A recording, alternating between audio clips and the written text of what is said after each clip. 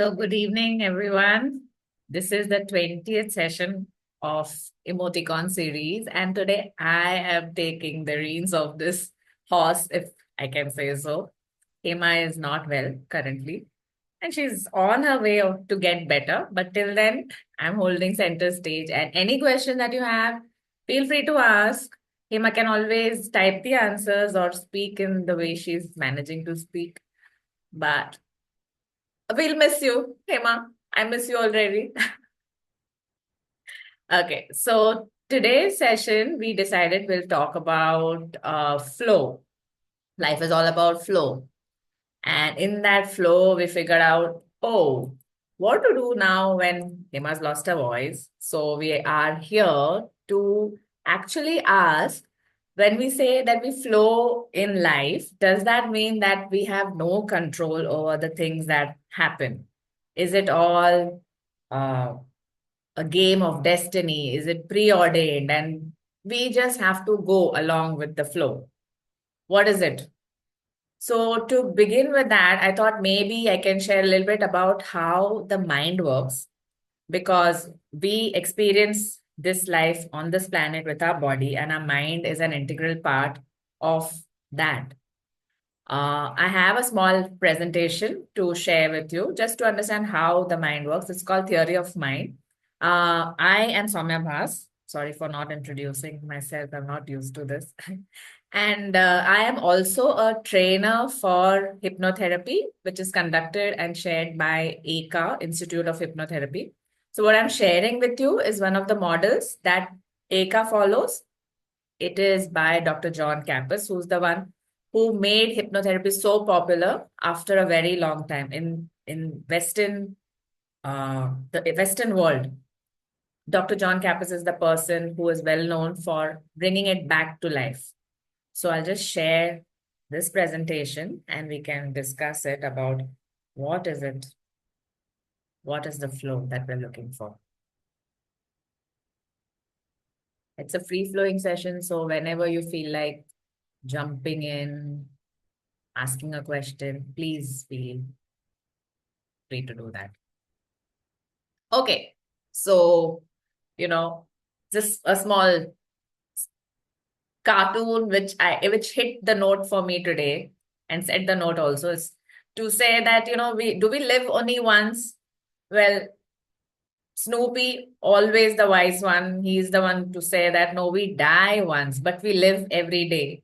So, how can we live better? How can we figure out what can we do for ourselves better? Or do we just blame whatever's happening to destiny, to the forces that are beyond our control? Now, this is some people know it as an iceberg model. We are just representing over here mind in a spherical fashion. Mind as such, what we believe is the what we talk about the gut feeling, the center of the gut. That's where the core of mind lies like. And expand it as a sphere all around us. So the mind is all around us. Just for ease of understanding, we have put it in this manner.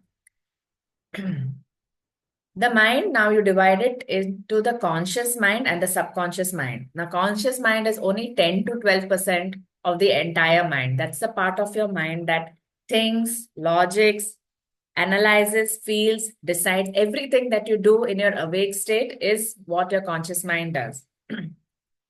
And the remaining 88 to 90% is your subconscious mind. Now, this is the part that stores everything that is there.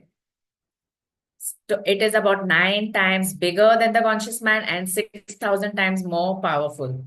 And when I say that it stores everything, it also stores the answer to our illogical questions. That this why me syndrome, if you were ever experienced this, why does this happen to me? Why am I going through what I'm going through? So the answer to this, your conscious mind may not be able to figure out, but your subconscious mind knows why it's happening, why you're going through a certain thing.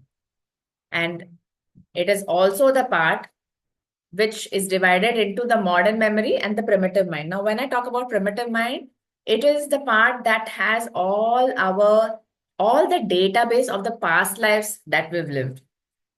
which is why I say the subconscious mind is a storehouse of all the information about you. Now, these records you can only view, you can learn from them, and you can see what lessons you can take to apply to your life right now. And you will only get the answers to the questions that you're asking. You'll not be flooded with information which doesn't make sense. No. The main job of the subconscious mind is to protect the person, protect the human. So it doesn't do anything to create that discomfort. It is also the mind, the primitive mind is the place where the fight and flight response is there. That's the fight and flight response is there since the caveman times. Because if you remember, if you recollect history, how we have developed over a period of time. What was the main job? Like I said, it was only to survive. And that's what the subconscious mind helped in doing, to live another day. So either when you face a threat, either you fight or you run away. The modern equivalent to how we deal with things is called freeze. We are not getting too much into it, but just to know that the fight and flight response has been there with us since forever, since we existed. It is also the place where two fears are stored. And this fear is common for everybody. The fear of loud noise, the fear of falling. We are born with these fears. Every other fear that we experience, that is a learned fear. Now, if you may say that, I can conquer my fear of falling, I can do bungee jumping, but that moment when you jump off that height, there is that feeling in your stomach, that pulling feeling on your stomach. What is that? You cannot control it. That is the fear that we're talking about, that the way our body instinctively reacts without any control of us.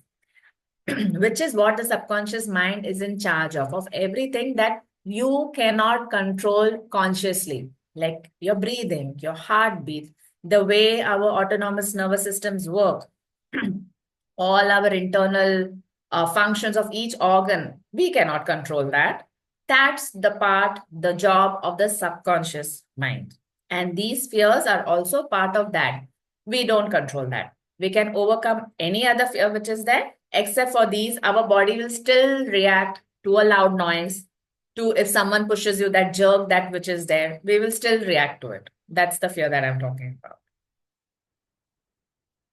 And as the mind is there, as it is developing, when we are born, now I had drawn a partition between the conscious mind and the subconscious mind.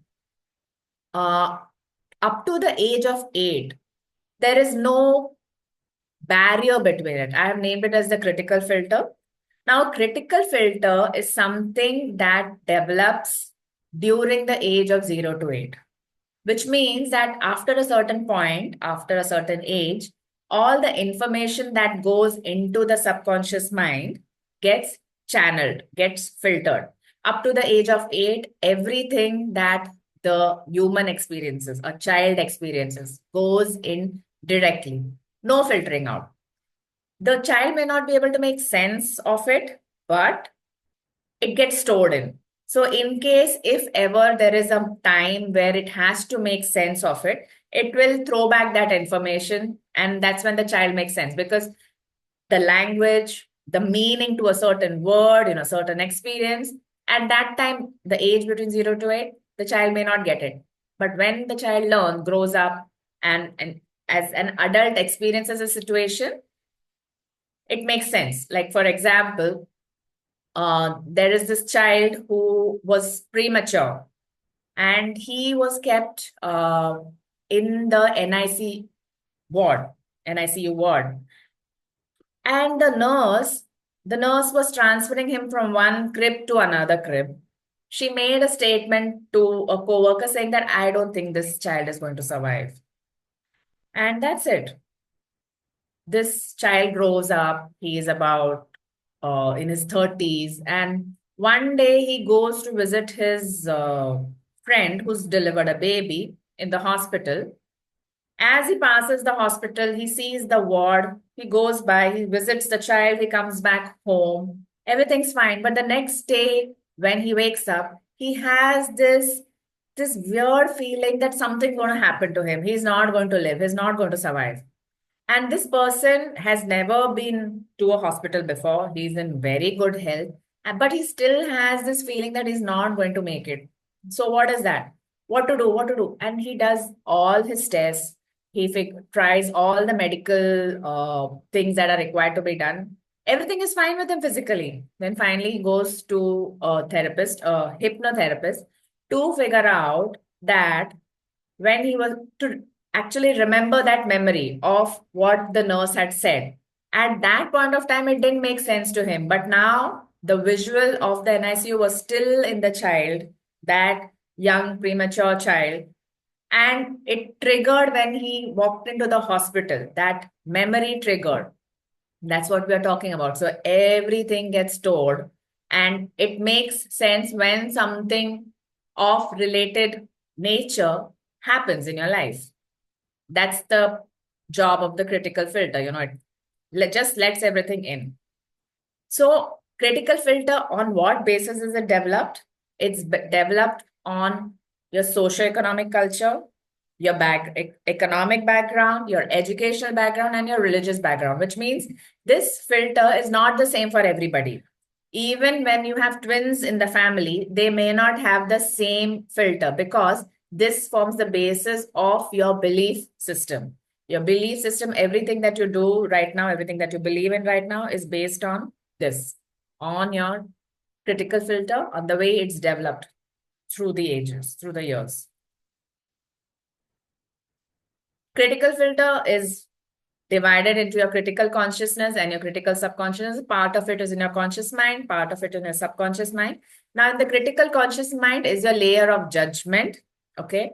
And critical subconscious mind is your layer of emotional charge. What do I mean by this is that when you experience something in your conscious mind, because of your belief system, you will see whether it fits into your belief system or not. Like, for example, if robbing, is that good or bad? So for most of us, robbing, thieving is bad because that's what we are taught. That's our layer of judgment. Now, for the same situation, for a person, for a child whose parents are thieves, for him, what is it? Robbing, is that good or bad? Well, the only way the child can get a meal is when his parents will probably, pick a pocket and buy him something, and that's the way he will get fed. For him, because he is getting food in that manner, for him, it's a good thing. He is getting nourished. His parents will also teach him how to follow, how to be rob somebody better.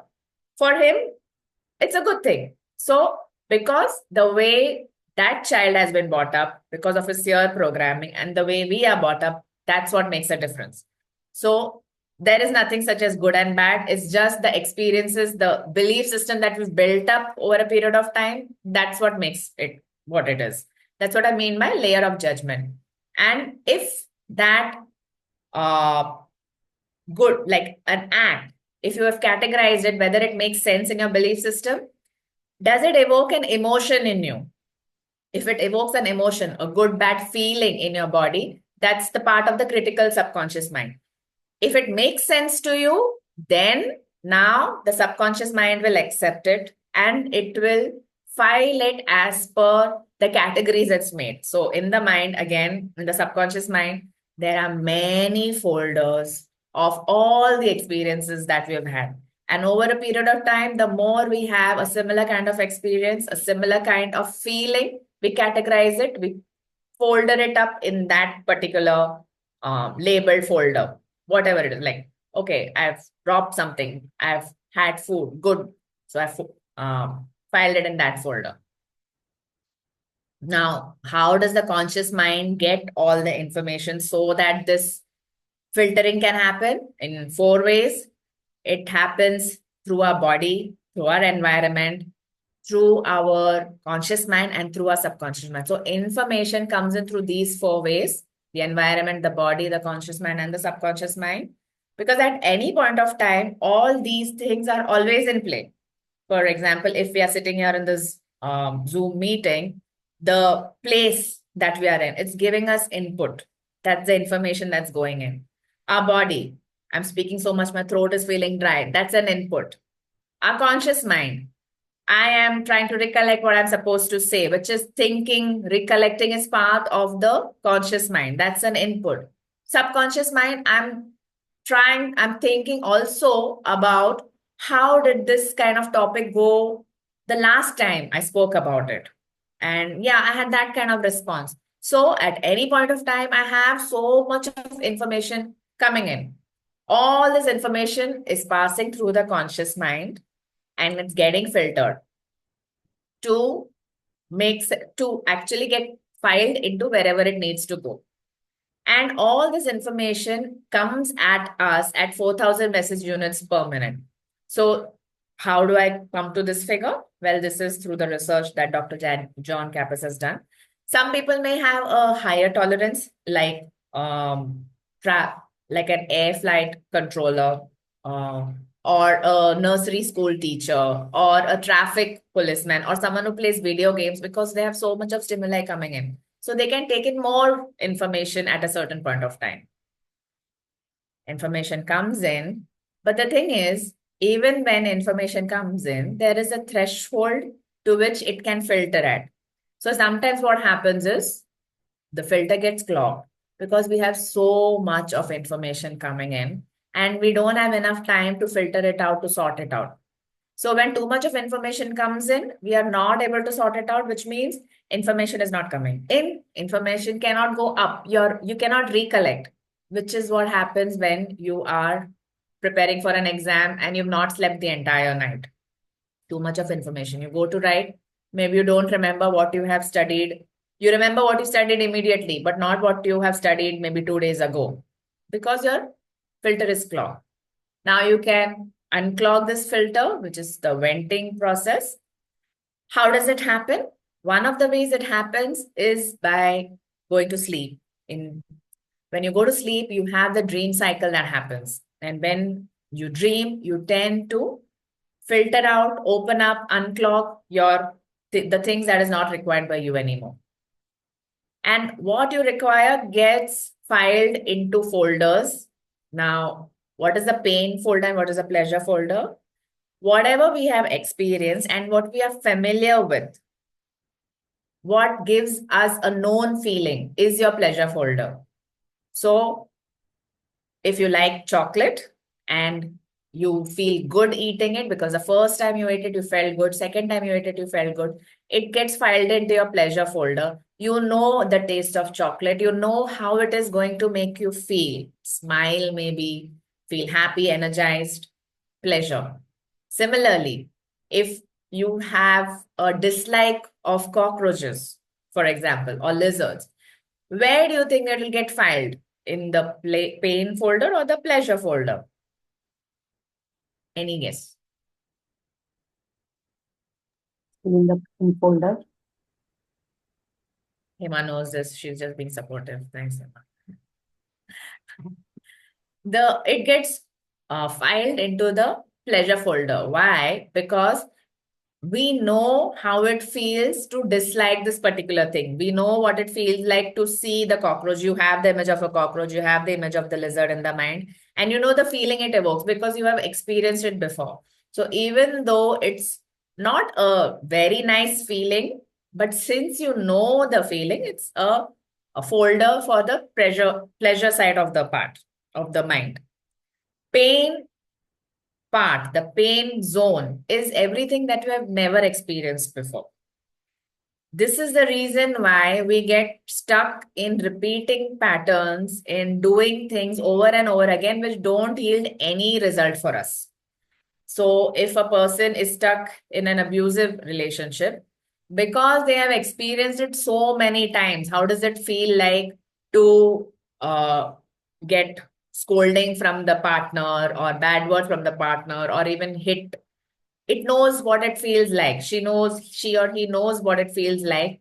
And they also know after that event happens how the partner is going to react. They'll probably apologize or make them feel guilty or gaslighting, whatever happens. They know the entire process that's there. Knowing that is the pleasure part of it. You know what happens. What The mind, so logically, the person may know that I should not stay in this relationship. I should get away from it. But yet they are not able to. Or even if they do, they may end up finding a partner who treats them the same way. Because the job of the subconscious mind, as I said, is to protect the person. Pleasure means protecting the person. The mind doesn't know how it feels like to be independent, to stand up for yourself, to create a independent, a strong personality. It doesn't know that. That's why this patterns happen. These patterns can be broken. That's the good news about it. And it can either be done by through willpower and definitely through therapy, different forms of therapy. So once the critical filter gets cleared, so all the information it stays in the critical consciousness for 1.5 hours. Naturally, after figuring out whether it suits our belief system or not, it seeps down into the second layer. That's the layer of emotion, which where it stays for 24 hours. You can clear it out and get it down into the subconscious mind through four ways. One way is through sleep, where you have dreams, through breath work, through hypnosis, through meditation. So, how does dream help in this? Because naturally, as a process, as we sleep, if you take a 6 hour cycle of sleep, the first 2 hours is where the person is processing our day to day information. So, which becomes the processing dreams part. Whatever is useful for us, we keep it, it moves forward. Whatever is not useful or doesn't fit into a belief system is what we reject. So, last and first out is the system that it follows. The second 2 hours, the second part of the dream cycle, the next 2 hours is the predictive dream cycle, where if you have been, for example, let me explain it through this. Now, suppose you win a lottery and you decide, okay, enough of working, I'm going to enjoy my life. I've got 10 million to spend. Let me do that. And you go on a world tour with your family and you're enjoying yourself, you're doing everything, you're spending the money. And one night you're sleeping and you get a dream that you're at a traffic signal, you're with a bowl, you're begging, which makes you get up with a start. Oh my God, all my money's over. That's going to happen. So the thing is, you are a person who has so much of qualification. You can take care of yourself. You were working before this. So there's no way actually you would be at a signal begging. But your mind is trying to tell you the lifestyle that you're living, the rate at which you're spending money will will diminish your bank account. And so, hello, wake up, do something. Maybe you can start working. So predictive dreams are mostly metaphorical. It doesn't happen every day, but when it comes, your subconscious is trying to give you a message, which you can interpret as you look at your life. So each person will have a particular interpretation to the dream. And the last 2 hours is called the venting process, where you vent out what you don't require anymore, which is what the redundant beliefs and thoughts you went out. So when they say, morning dreams are true, well, a part of it is also that when you say that you've seen somebody die, maybe you're letting go of the thought of how that relationship between that person and you is naturally fading away. Maybe that's what it means. It doesn't mean that the person is actually going to die. So there are ways to interpret it, but mostly when you dream something, when you wake up, it's your system letting go of what you don't require anymore. So that's how you clear the critical filter through sleep, meditation, hypnosis, breath work. And what happens is, uh, why is all this important?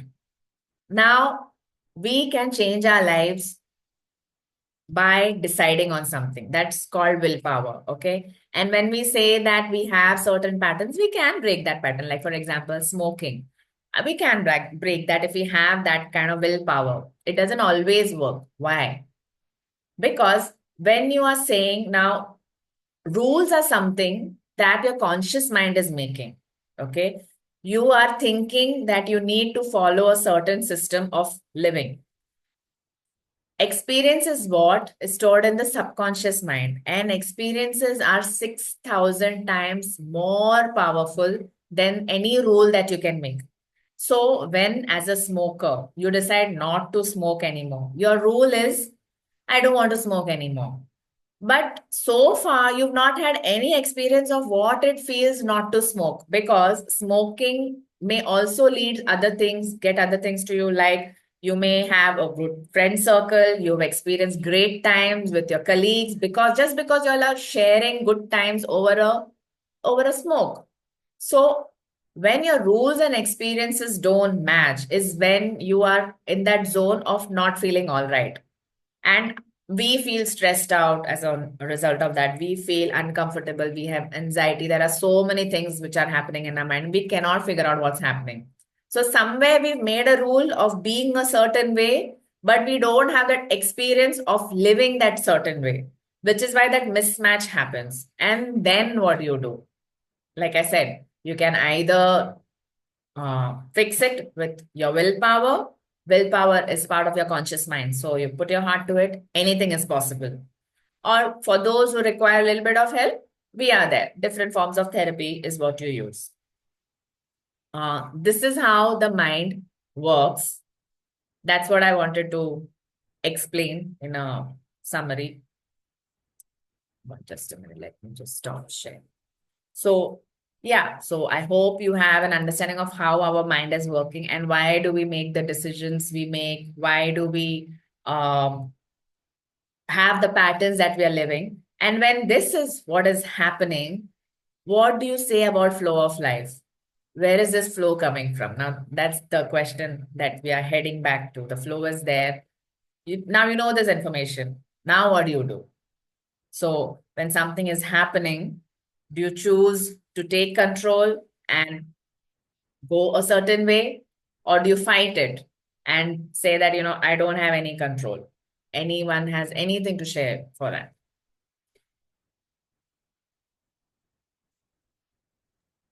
I think continuing from the last session, I'm just going to stop the recording here.